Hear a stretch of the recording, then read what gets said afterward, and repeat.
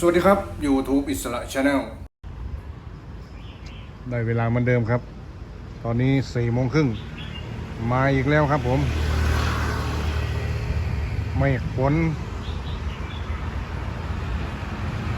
มาตอนเย็นทุกวัน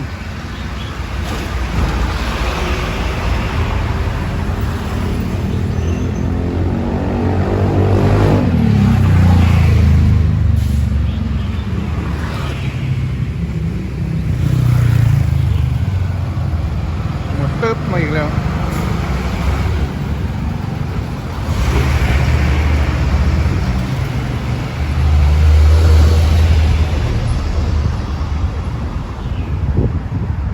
นี่ข้างบนเหมือนมันจะลอยเห็นครับ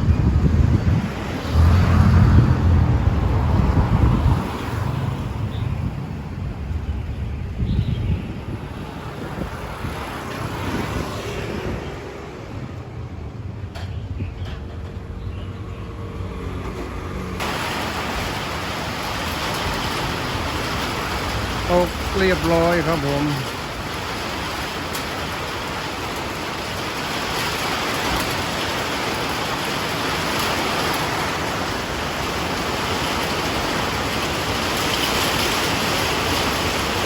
มือนี่แห้งกว่ามือว่าน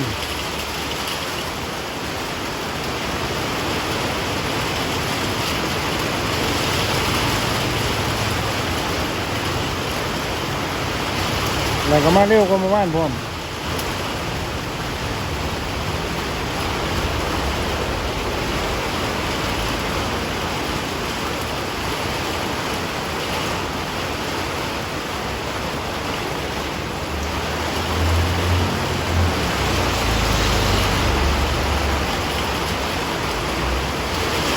บ่ทัน5 โมงเด้นี่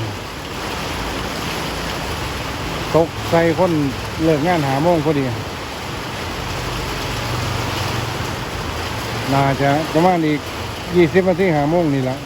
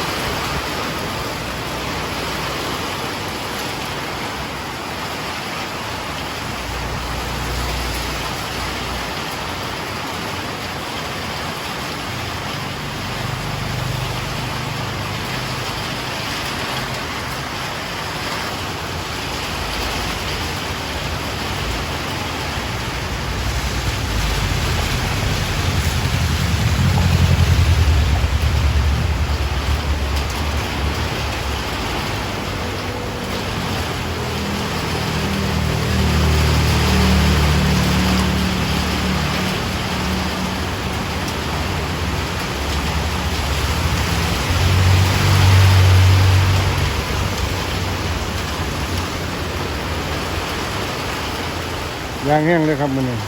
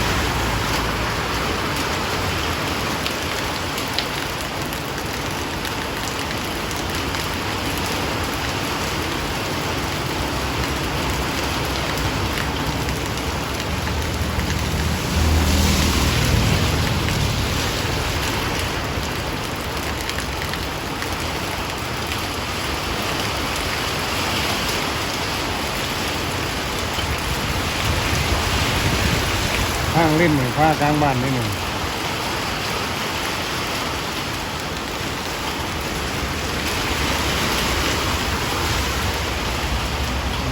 ล่างน้ำฝนกลางบ้านเลย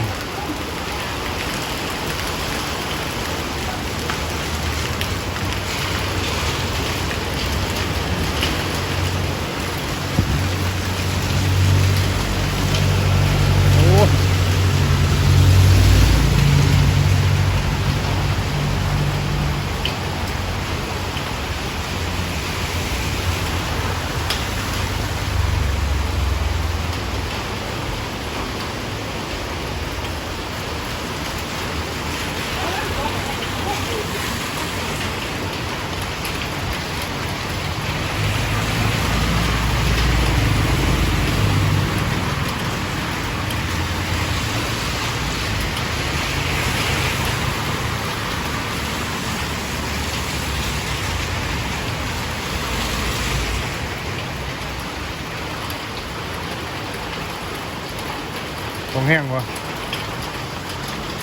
ฮะ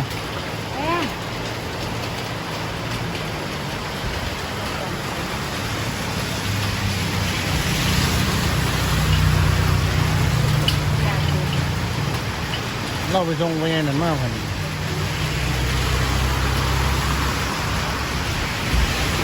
เอามาปุ๊บเราก็มา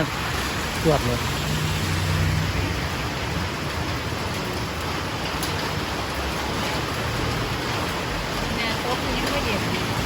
แมนตกตัวมือยังบ่เย็นน่ะยังเป็นฮ้อนแดดมันแห้งปวดตัวมือนี่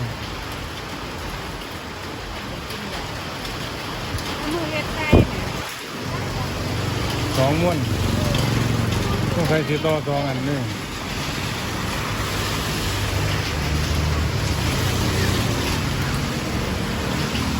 แบบเราหิวจัด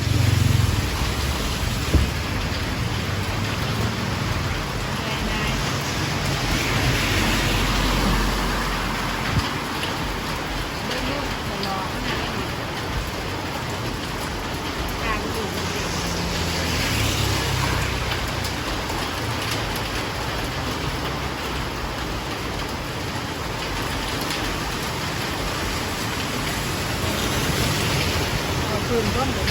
ใช่คืนต้น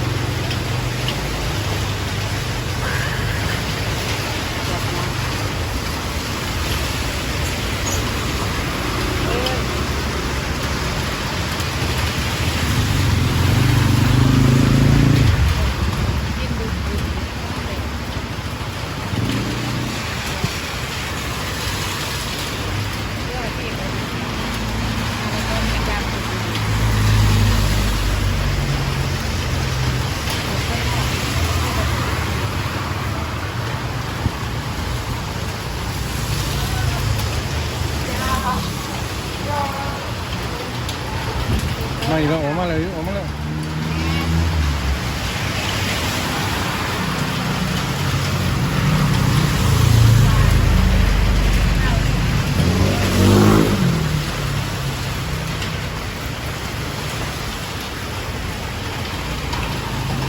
โอ้ยเต็มอันเต็มนี่ขายดีที่สุดเลย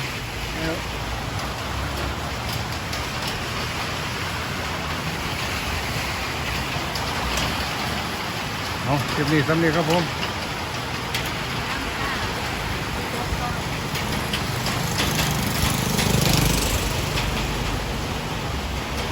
อิสระชาแนลสวัสดีครับยังแห้งอยู่ดีหนึ่ง